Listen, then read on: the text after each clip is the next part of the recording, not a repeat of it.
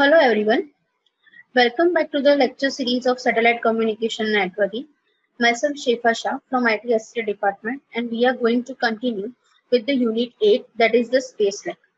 Now, in the last session, we have discussed about the link budget and we have derived the equation of link budget related to the uplink as well as for the downlink. Now, in today's session, we are going to cover the topics, that is the input backoff, output backoff, and the combined uplink and downlink C by N ratio. Right? So, first of all, what is the input backoff?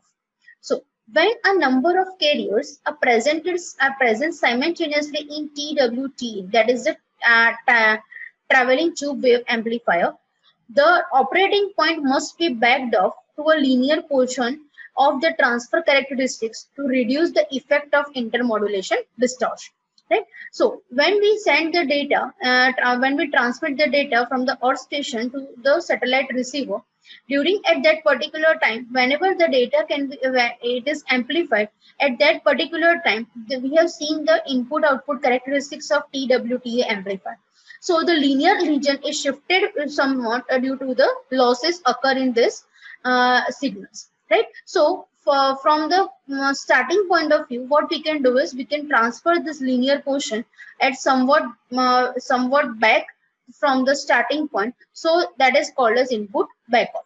Such multiple carrier operations occur with the FDMA, that is frequency division multiple access.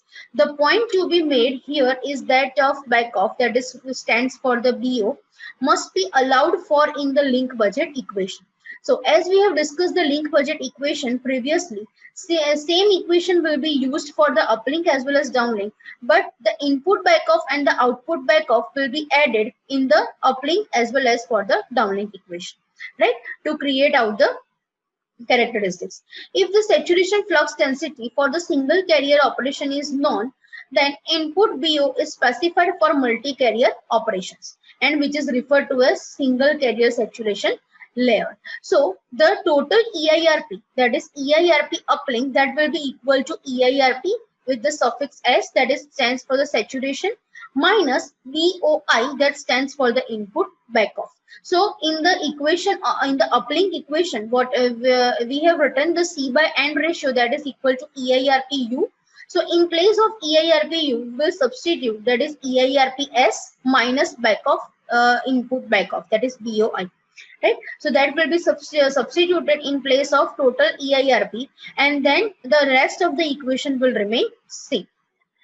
Now, as you can see in this figure, it has been shown the ratio, the graph versus input backoff and the output backoff.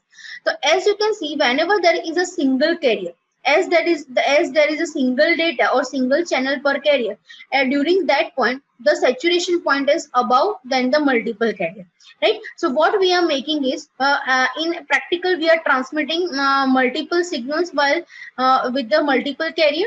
So due to this intermodulation distortion, we are backoffing the operating point from the saturation point to the input backoff, right? And similarly, at the same way, whenever we are backoffing the input point, at that particular time, the backoff output point is also backoff up to 5 dB, right? So we will also find the output backoff in place of the after replacing the equation of the input backoff.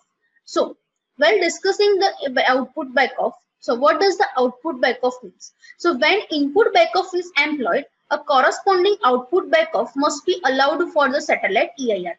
So whenever we are considering the input backoff into the equation, due to this, the output backoff will also be considered at the downlink side, right? And the output backoff, that will be equal to input backoff minus 5 dB. Right, so as you have seen in the figure, the output backoff is not linearly related to the input, right? So the rule of thumb frequently used is to take output backoff as a point of curve which is 5 dB below the linear portion. So the output backoff, that is BO, and in the suffix small o, that is equal to BO with the suffix I minus 5 dB. Right? So whenever we will replace the downlink equation, or we are calculating the downlink equation, we are substituting the total EIRP, that is equal to EIRP minus output backoff, and that is nothing but the input backoff minus 5 dB. right? So for example, with an input of BO of BOI is equal to 11 dB, then the corresponding output back of that will be equal to 11 minus 5, which is the 6 dB. Now, next, we are going to see, as we have discussed this independent uplink equation as well as downlink equation. Now, the whole satellite link forms the uplink and downlink with the combination of uplink and downlink. So, we will find the combined uplink and downlink C by N ratio, right? So, the complete satellite circuit consists of an uplink and a downlink. So, noise will be introduced on the uplink of the satellite receiver input, denoting the noise power per unit bandwidth by PNU, where NU is the suffix from power at noise power at the uplink, and the average carrier power, that is PRU, right? So the carrier to noise density ratio, that is C by N0 at uplink, that will be equal to PRU divided by PNU, that is the carrier power divided by noise power. Now, it is important to note that the power levels are not in decibels and are being used. That means the equation, whatever we are using over here, that is not in decibels, but is in but it is in a simple form, right? So the carrier power at the end of the space link is shown as PR, which is also received carrier power for the downlink. Now, when we calculate at the downlink side, so the received power will be, again we are passing from the gain, that is gain gamma. So it will be the received power that will be equal to gamma PR, right? Gamma times PR. So this is equal to gamma times the carrier input power at the earth station as shown in the figure below. Now, as you can see in this figure, so here as you can see, this is the in figure A. First, this is the combined uplink and downlink figure. So first, this is the uplink process. Uplink process will have the addition of PRU and PNU, so we will get the C by N0 for the uplink. Now, here the satellite will process that particular C by N ratio and will again transmit with the amplification gain of having a data gamma. So here the data at the uplink side, that will be equal to PR plus gamma PNU. So the noise also will be amplified and the noise of downlink will be also added. So PR plus gamma PRU plus divided by PN, right? So as you can see in the simplified figure in the B figure, so at the uplink side there is a addition of two powers, that is the PRU received power and the PNU, that is the noise power.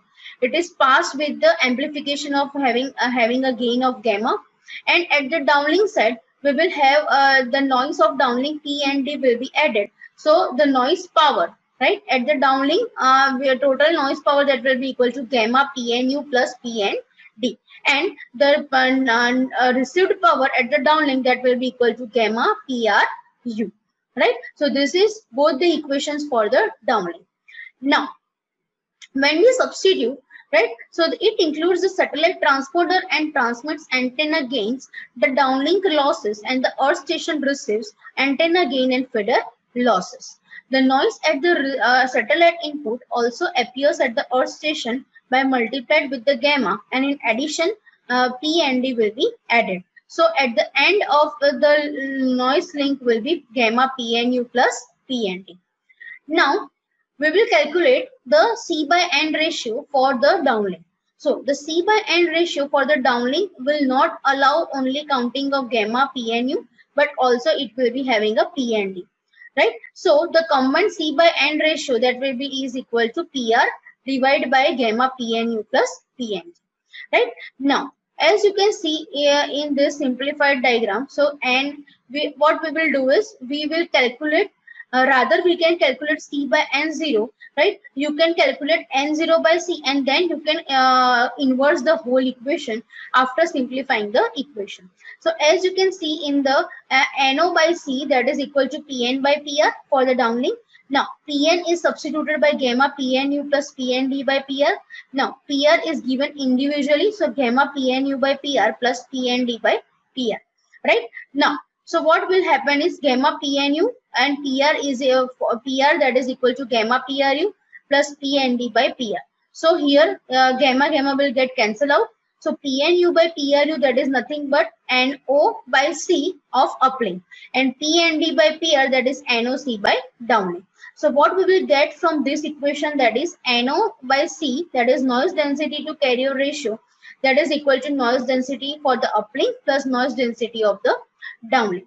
And now if we want to find the C by N ratio, what we need to do is we need to inverse this whole equation. So the C by N ratio, that will be equal to 1 whole divided by C by N0 of uplink inverse plus C by N0 inverse of downlink. So this is how we can find the C by N ratio for the combined uplink and downlink signals, right? So that's all for today's session. Here we have completed the unit 8, that is the space link, right? And in this we have discussed the link budget and how to calculate the received power for the different conditions, that is different for the individual for the uplink, individual for the downlink, and at last we have defined the combined uplink and downlink ratio, right? And in the next session we will going to start with the last unit, that is unit 10 in our syllabus. So thank you. That's all for today's session. We will meet again. Thank you for watching.